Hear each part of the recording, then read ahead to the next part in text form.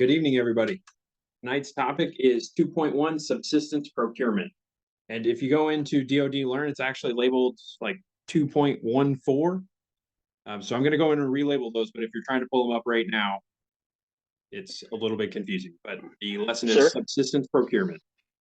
Yeah, sir. I checked. I still don't have access to phase 2 distant learning. I'm not sure about any of my other classmates. All right, I'm making a note right now. Yeah, it's pretty much Same with me. all of us, sir. Oh, Yeah, it's okay. all of us. It's gonna be great. All right, well, I know just the person to troubleshoot that tomorrow, which is not me. Yeah. Okay. If you start out with a joke, it might help matters, though.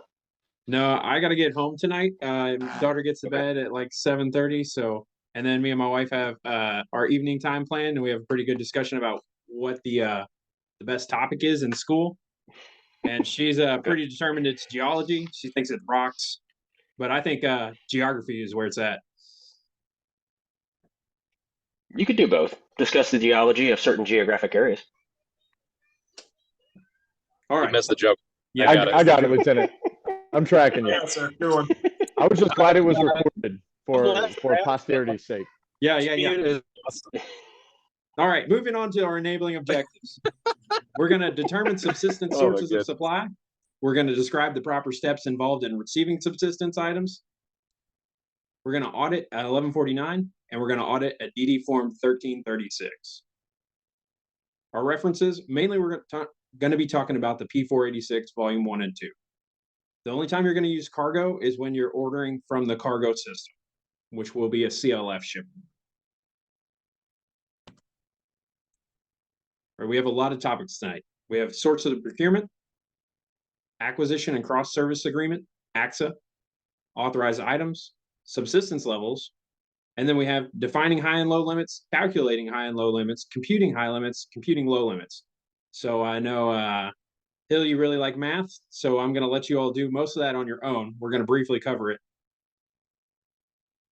And then we have replenishment action, requisitioning from prime vendor, requisitioning from another end user, an OSO, buying from commercial sources, cargo messages, and then ACSA Form 1336. Do we have any questions before we get started? Nope. All right. Moving on to discussion point 1, sources of procurement. So your primary source of food will come from your prime vendor, which is all managed through DLA. So DLA builds out these contracts, and then FLC manages the distribution of this for the Navy.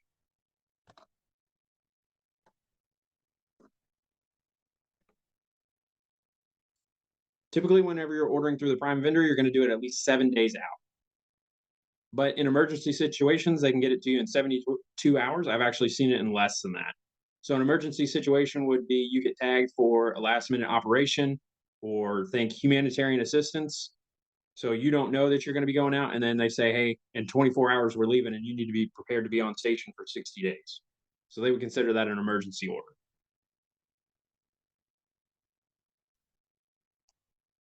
Other sources of procurement, you can always go from another ship. You can transfer from another military, so Air Force, Army, Marines.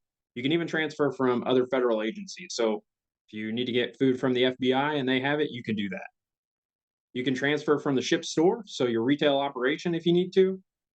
This doesn't happen very often because there's not really a lot in the ship store that is good and wholesome and nutritious. You can also requisition from commissaries and commercial sources, but those commercial sources have to be approved by your FLC. And then acquisition and cross-servicing agreements, ACSA. And we're going to talk about ACSA in here in just a moment. You can also do foreign purchases. But whenever you're doing a foreign purchase, you need to be a little bit cautious because different countries have different standards for how they keep and maintain their food. So there is restrictions on meat, fish, poultry, and dairy. So they say emergencies only for that, and you want to order in limited quantities, and you want to consume it all before coming back to the United States. And you need TICOM approval. So again, they're looking for health and safety there. So they want to make sure what you're ordering has been vetted and that it meets the health standards.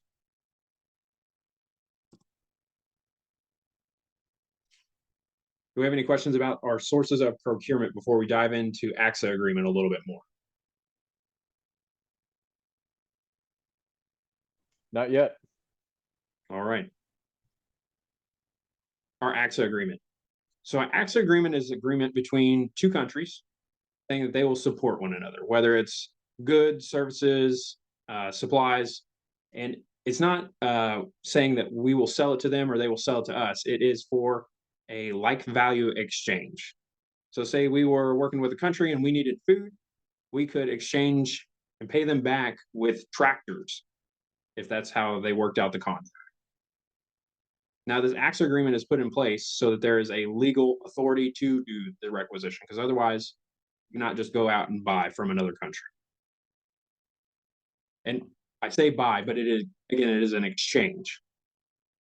And part of that exchange, it could be cash, it could be almost anything. There are some restrictions. It can't be like fighter jets or guided missiles. It can be ammunition, though. And the purpose of the ACSA agreement is to expand our capabilities. It makes us more responsive. We can go to, say we were go to Yukon, and we could get supplies from England or France instead of shipping it all the way across the ocean. So it just expands on our capabilities and makes us more flexible.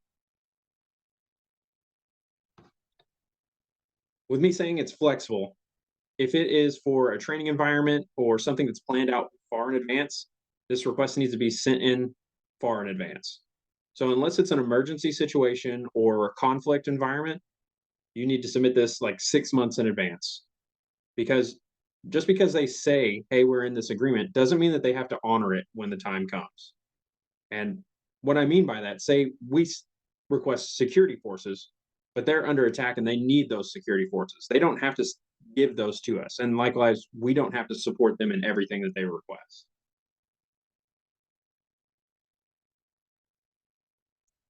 If you wanted to look up, well, actually, I don't think anybody can just look up. But there's a website, if you have a need to know, where you can look up all of the ACSA agreements that are out there and the countries that are also ACSA agreement eligible, and then the ones that aren't eligible. And you could probably guess who's on that list. It's North Korea, China, Russia, a few others.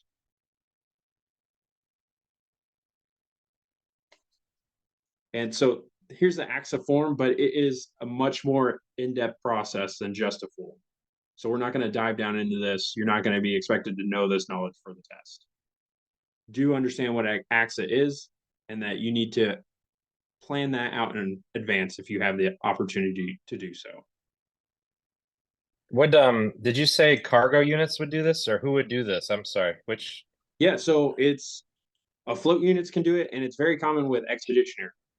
Okay. Yeah, it's not listed in here, but yeah, so anytime you're doing operations in another country, you want to think, hey, what are my adjacent countries and what are my agreements with that country? What do they have that we need so we don't have to ship it here, so we can ship our more valuable assets? But Okay. it's one of those sources of supply that you can look into whenever you're planning. Does that answer your question? Yes, sir. Awesome. All right. Do we have any questions on ACSA before we move into our discussion point 3, our authorized items?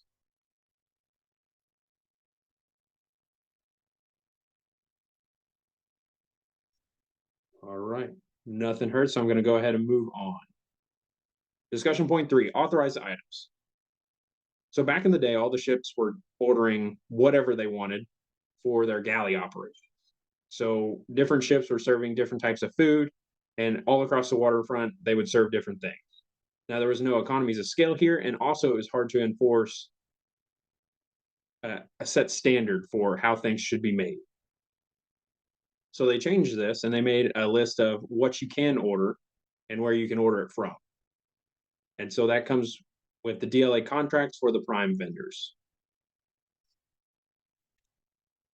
And so there is a list of what you can order. And if you want to order something that's off that list, you can request to be added, but you can't just go out and order it. And you can't use a GCPC. You are very restricted on that. But there are a lot of items on the prime vendor listing. And if you are out around the world, they will let you know if there's substitute options.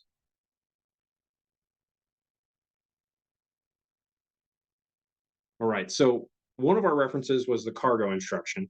And depending on where you are in the world, you'll have different cargo instructions. And really, it's just a list of what you can order from a CLF ship.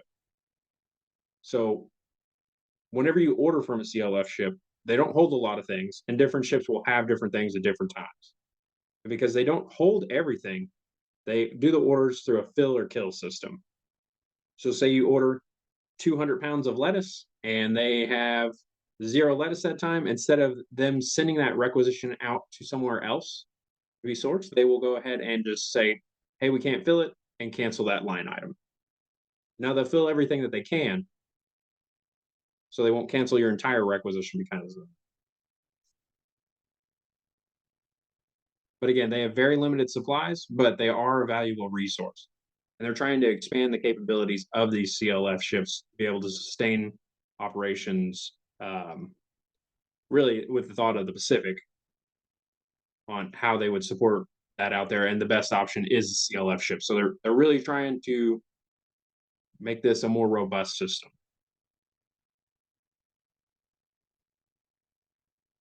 But again, the point of these are you are restricted as to what you can order. And if you are ordering something from a prime vendor and they don't have what you want, say you wanted, I don't know, T-bone steaks, and they said, we have ribeye, would you like that substitute? They will make that substitute if you approve it.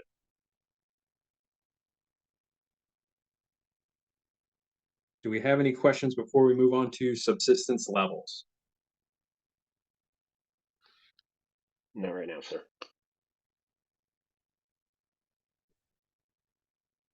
All right. All right, so when we're talking about subsistence levels, there's a few definitions you're going to hear. You're going to hear endurance levels, so your DOS, essentially your days of supply, your quarterly and daily usage factors, so this is a simple math equation, your high and low limits, which is a simple math equation as well, using your quarterly and your daily usage factors, and then replenishment action, which is based off of those limits that you calculate. All right, so your subsistence levels will be set by your type. And they're going to set your low limit, which is also known as your basic endurance level, the minimum that you should have on hand at any time. And then they're going to set your prescribed endurance level. So this is your maximum that you should have. And I believe as of right now, they're all set for 90 days. And that can change based on how your TICOM feels, that they're, let's see, how their operations are expected to be conducted in the future. But your high limit is your PEL or your prescribed endurance level, and your low limit is your basic endurance level.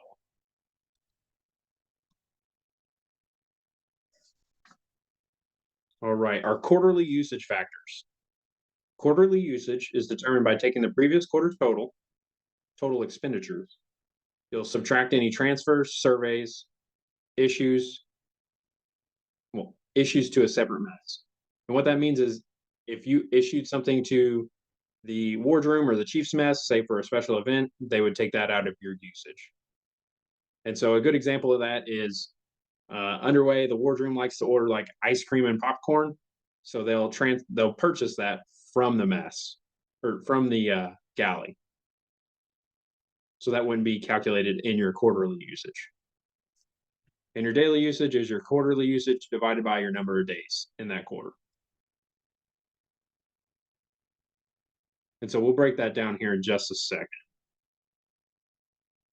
Let's see.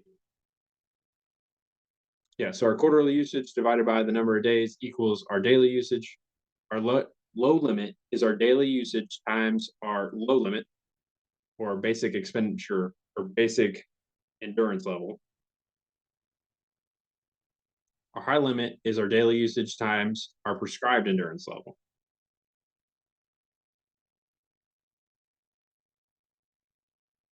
All right, here comes our example. So in this example, you have B22, which is asparagus from the bulk storeroom. Used 385 cans. You transferred 24, surveyed 7, and issued none to the wardroom or the chief's mess.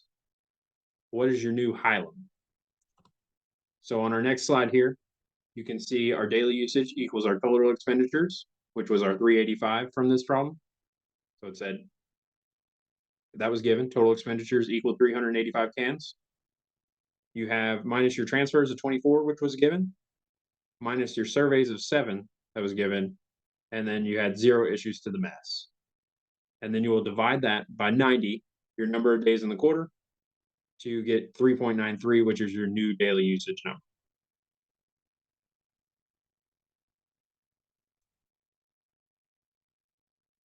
All right, so then we have a few more equations here. So this is saying your daily usage times your prescribed endurance level equals your high limit. So your 3.93, your daily usage for the asparagus, times 90, your days in your quarter, which is how much they want you to have on hand, equals 353, and you round that up to 354, and that's your new high limit. Now you'll notice in the previous, or in the example, they said that our usage for the quarter was 385. So this is a thing that continues to move, but it's also based on historical numbers. So if you're setting up a new operation, you won't have these. You're going to have estimates. So for us, we typically go to Expeditionary and say, I mean, most of the time you don't have a galley set up in a field for 6 months.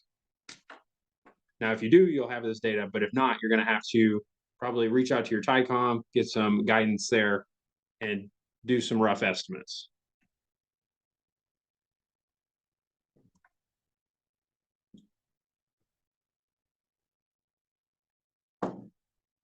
Now, I'm not going to go through computing the low limits. It's basically the same as the high limits.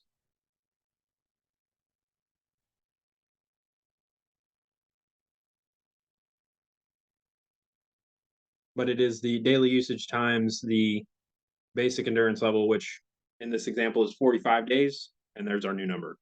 So our low limit is 177, and our high limit was, I think, 354. And so you should be operating somewhere in between there. And if you're going to be going out on a long underway, you want to get closer to that high level, just in case you get extended. But if you're going to be stuck in port for a long time, you want to go to that low limit to make sure that you aren't wasting food or having to survey more stuff.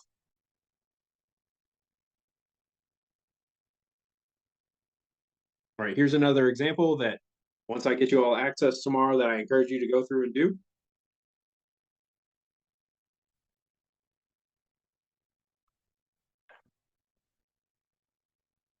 Right, one exception to our high and low limits. If you have perishable chilled food, so lettuce, it has a shelf life of less than 90 days. So your low limit's going to be 0 on this. You can always go down to 0 on your fresh fruits and vegetables, but your high limit cannot exceed your daily usage times your shelf life. So simply, you can't have more on hand than you can use before it expires. And if you've ever been on a ship, it's not a lot of stuff that is actually that fresh. So be grateful. You're probably not going to a ship anytime soon. But you will be required to support these operations. I know some of you will probably go to an FLC or work at a DLA or do some field subsistence. So you'll have to think about these things, how you support them, and know how they function.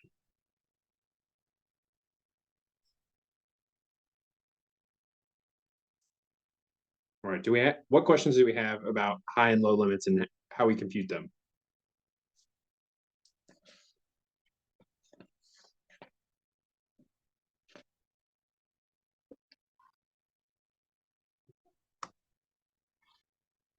All right, going to move on to replenishment action, which is discussion point number 9. So talking through our calculations was 6 discussion points.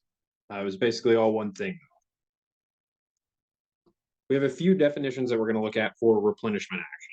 So we have our current on-hand balance, our COHB, our high limit, which we already discussed, order and shipping time, and any orders still outstanding. So outstanding orders OS. In addition to that, we have OST adjustment, our order shipping time adjustment.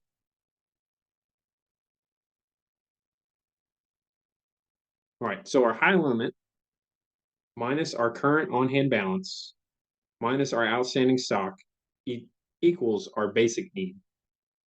If you could receive the order the same day, that's how much you need right now.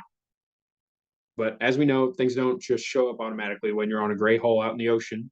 You're a moving target. Somebody has to load that up somewhere and then ship it out to you. So you have what is the OST, which is your order shipping time. So how long is it going to be in transit? How long does it take to get to you? And this is an estimate that'll be given to you probably by FSM, or if you can't get it from FSM, your food service management system, you can get that from your fleet logistics center. But your shipping time times your daily usage is your adjustment that you need to account for. So your basic need, which is your high limit minus what you have on hand, minus your outstanding orders that you're going to get before your next order comes in, plus your adjustment for shipping time equals how much you're going to replenish. So basically, what you're allowed to have minus what you have and it's already been ordered. And then you have to add in your lead time. And that's how much you want to replenish to. Again, simple math, just a few numbers that put in there. But yeah, it's a moving target.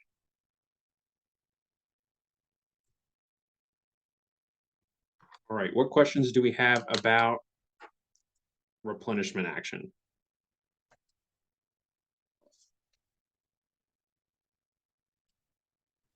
Are we I guess, are we going to get a practical where we can use this information? So that way, I think that'll help understand it more for me anyway. But it seems pretty straightforward. Yeah, I'd agree with Yes, that. I'm Just pretty maybe sure in one of our forum posts, we go through this equation. Okay, I think, yeah, once we use it on the practical, it'll kind of uncover any questions. But for now, it seems pretty straightforward just by putting the data in. Yeah, and a lot of it's given, and like I said, it's simple math. So yeah, I trust that you all got it. We'll get Okay. I just want to make sure I'm not missing something. Yeah, it's very simple. They call it Cook's math. Cook's and math. They like to keep it basic. I love it. All right, so we talked about the prime vendor already. And so that is just DLA managed, and you'll work with the FLC because the FLC supports the Navy for their fleet areas.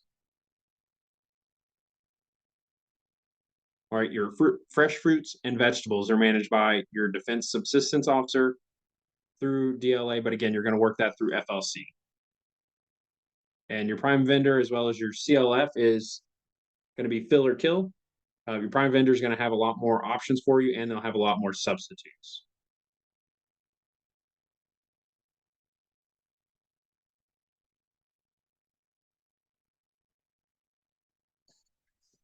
All right. If you're ordering from prime vendor, again, you want to do that at least 7 days out, and you submit all this through your food service management system. So it's software.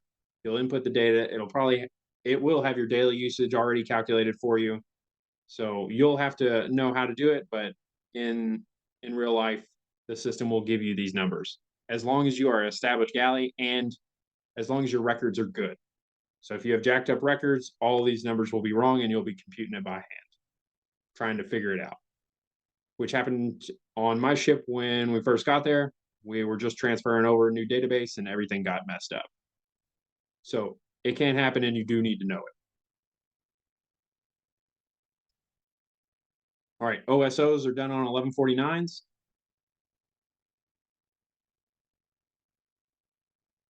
Which are the same as 1149s in every other topics. So the retail ops, the supply management, all those 1149s need to be filled out the same way.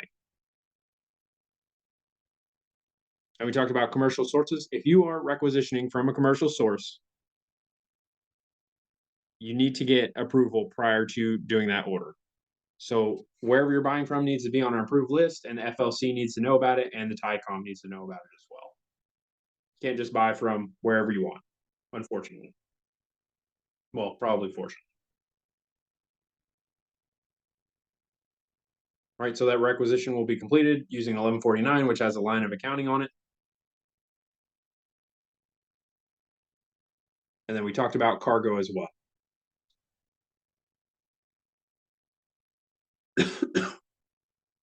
All right, our last discussion point is our requisition log, our NAV sub form 1336. And so the first column, it says first column, but there's like 3 columns together to make up column 1 and 2, which is document date and document serial number.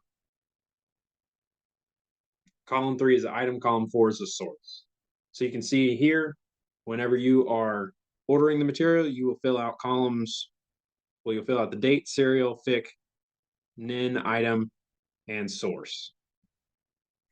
And whenever it comes in, you'll fill in the data for how much you received, your last 5 columns. And that is how the 1336 is filled out. Again, that's done through FSM. You typically do it on paper while you're receiving the supplies, so that way you can annotate as you're receiving the item one by one. So what questions do we have? I know I rushed through that pretty quick, but pretty limited on time, and I don't want to take up too long of your evening. But we do have about 5 minutes before this meeting shuts down, so please let me know what questions you have. Or if you need an additional video breaking something down, because I can do that as well.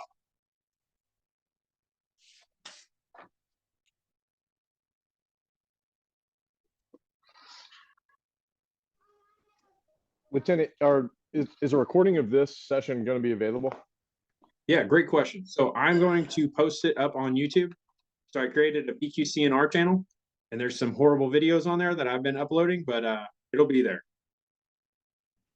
That's right. I remember that from your message. Sorry, sir. As soon as I got done with the question, I remembered you stated that. Thank you. Oh, no, you're good. As Lieutenant J.G. Hill had said, I think once we do some practicals, I mean, it already makes sense, but I think it will make more sense. Going to the timeline we have, given we don't have access yet to DoD Learn, are we still held to the posting due by tomorrow night? So I'm going to be honest with you all. I'm not going to check your post until Monday. So I'm going to get you all access, and then we'll say Sunday night so I can check it on Monday morning when I come. Does that work for you all? Yes, sir. Well, it does for me. Yes, sir. All right. Yes, sir. Thank I you. hope that works. And then, yeah, I'm sorry about you all not having access. Came back from leave, and I assumed that you all were good to go. I have that as a note to make sure you all get in there tomorrow.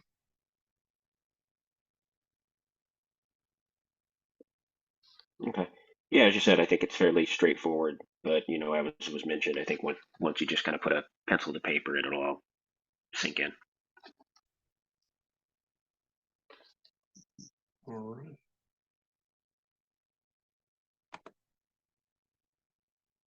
All right, I'm going to stop the recording.